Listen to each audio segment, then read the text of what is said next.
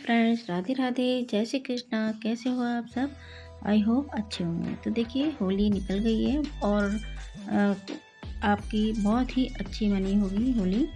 और अब आने वाला है बांसुड़ा, जिसकी हम तैयारी करते हैं। तो ये सप्तमी या अष्टमी को मनाया जाता है। कई जगह पर ये सोमवार, बृहस्पतिवार या मंगलवार को जो पहला पड़ता है ना, उस पर भी हम मनाते हैं। ये अपनी अपनी जगह की अलग अलग परंपरा है, उस हिसाब से सब बनाते हैं, उसी तरह से हम बनाते हैं। तो देखिए, ये होली के बाद मनाते हैं। तो इसमें एक दिन ठंडा खाना बनाना होता है, यानी सप्तमी को आप बना रहे हो तो उससे एक दिन पहले आपको खाना बनाना पड़ेगा। या कई जगह पर अष्टमी को होता है तो उससे भी एक दिन पहले खाना बनाना पड़ता है। और खाना जिसमें चावल है, दही है, ये होना बहुत ज़रूरी है। जैसे गुलगुले हैं, मीठी पूड़ी है, और जो भी आप पकवान बनाना चाहते हो वो आपके एक्स्ट्रा, जो आपकी इच्छा, जो आप खाते हैं घर में, जो सब्ज़ी बनाना चाहते हो वही। तो जैसे दही बड़ा है, गुजिया है, ठंडी चीज़ें, ये भी चीज़ बनाते हैं। वो आपके हिसाब से कई जगह पे जैसे फेस्टिवल के तौर पे मनाते हैं, आना जाना होता है, तो उसके हिसाब से आप घर में कुछ भी बना सकते हो। लेकिन मुख्य तौर पे इसमें चावल, दही, जैसे ठंडी चीज़ें होती हैं, और गुलगुले हैं गुड़ वाले, वो भी गुड़ वाले बनते हैं, चीनी के नहीं बनते। जैसे मीठी पूड़ी है, वो भी गुड़ की बनती हैं। इन सारी ध्यान रखा जाता है। और देखिए, मैं दही बड़े बना रही हूँ, ये भी ठंडे खाए जाते हैं। गुंजिया है, वो भी आप 2-3 दिन पहले ही बना सकते हो। तो ये सारी चीज़ें क्या है, ठंडे चीज़ें हैं। और पूजा के लिए जो चीज़ बनती है वो एक दिन पहले ही बनाते हैं। बाकी चीज़ें आप 2-3 दिन पहले ही बना सकते हो, जैसे गुंजिया वगैरह, क्योंकि एक दिन सारा काम होना पॉसिबल नहीं है।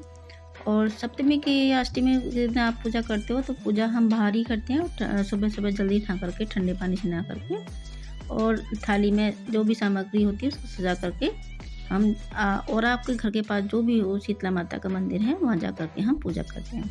वहाँ जा करके दीप हम जलाते नहीं, सबसे ध्यान रखना।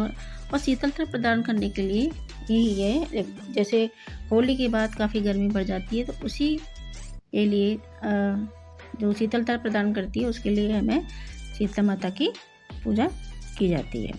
तो इस दिन सुबह सुबह एक थाली में जैसे चावल है, रोटी है, जो भी आपने बनाया है, दही है, चीनी है, और जल का लोटा है, रोली है, चावल है, मूंग की दाल है, मूंग की दाल भी वो छिलके वाली, ये सारी चीज़ें होनी चाहिए। और जो माला बनाते हैं, बड़कुल्ले की माला, वो होनी चाहिए। मटकी होनी चाहिए। मटकी तो आपको पता ही है, शीतल, और मटकी का जो पानी शीतलता प्रदान करता है। तो ये सारी चीज़ें हमें पहले से ही मंगा करके रख लेनी चाहिए। हल्दी है, कुमकुम है, लच्छा है, ये भी हमें थाली में रखना चाहिए। और चावल तो है, होते ही हैं, और ये भी पूजन के लिए। और मुख्य रूप से बाजरा ज़रूर होना चाहिए। ये सब चीज़ें हम पहले से निकाल के रख लेंगे। जैसे रात को ही आप निकाल के रख लेंगे ना, सुबह जल्दीबाजी में देखिए कोई ना कोई चीज़ रह ही जाती है। पापड़ वगैरह जैसे हम तलते हैं, कुछ भी, चावल है और दही है। इस पूजा में दही बहुत ज़रूरी है, क्योंकि दही बहुत शीतलता प्रदान करती है। तो मुख्य रूप से मीठे चावल, गुलगुले, दही, और जो गुड़ की पूड़ियाँ बनती है ना, उसकी पूजा होती है। बाकी आप कुछ भी मतलब खाने के लिए तो आप कुछ भी बना सकते हो, लेकिन एक दिन पहले ठंडा खाना ही बनाना है हमको। दूसरे दिन जिस दिन पूजा करते हैं ना, उस दिन हमें ठंडा खाना है। लेकिन हमारे यहाँ तो क्या है, सुबह भी ठंडा खाना खाते हैं, पूरे दिन भर, मतलब शाम को भी ताज़ा खाना नहीं बनाते, पूरे दिन भर ठंडा ही खाना खाते हैं। तो आप देखिए, खाने में तो कुछ भी बना लीजिए। जैसे दही बड़े बना लिए तो वो आप दिन भर आप खा सकते हो। इस तरह से पूड़ियाँ हैं, सब्जी तो कुछ भी बना सकते हो। सब्जी तो पूजा में जैसे सामग्री में नहीं ले जाते। पापड़ वगैरह है, जो भी आपने बनाया, मिठाई बनाई है, कुछ भी बनाई, जैसे गुंजिया है और दूसरी कोई मिठाई बनाई है, वो ज़रूर। और देखिए, पानी का एक लोटा होना चाहिए। और माता रानी को चढ़ाने के लिए मेहंदी है, और जो भी सुहाग की सामग्री आपने ला करके रखी है, और पैसे जो आप चढ़ाना चाहते हो वो माता रानी को, शीतला माता रानी को चढ़ाने के लिए पहले ही ला करके रख लें। कोई भी आपके पास जो भी फल हो, फल भी आप थाली में रख सकते हो, वो आप माता रानी को चढ़ा सकते हो। पापड़ वगैरह रख सकते हो। तो ये सारी चीज़ें आप थाली में लेकर के जाएं माता रानी को पूजा के लिए। और ये सारी, जैसे जो भी आप, चुनरी है या कोई ब्लाउज पीस है, पैसे हैं, मेहंदी है, जो भी आप प्रदान करना चाहते हो माता रानी को, वो सारी चीज़ें आप थाली में लेकर के जाएं। तो देखिए, ये सारी चीज़ें हमने ले ली हैं। और जो भी आपका सुबह सुबह जैसे आपको पूजा करने के लिए जाना है, तो सुबह सुबह जल्दी उठ जाइए।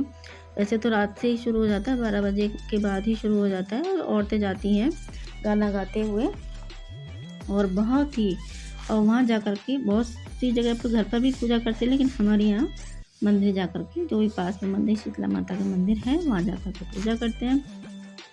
और बहुत ही सुबह-सुबह नहा कर के ठंडे पानी से नहा कर के और अच्छी सुंदर वस्त्र पहन कर के, अच्छी साड़ी, नई साड़ी, मतलब बिल्कुल न्यू नहीं होनी चाहिए, ऐसा ज़रूरी भी नहीं है। जो आपके पास है अच्छा श्रृंगार करके, अच्छी साड़ी पहन कर के, साफ-सुथरे वस्त्र पहन कर के, माता रानी की थाली लेकर के, सजा कर के पूजा करने के लिए जाते हैं।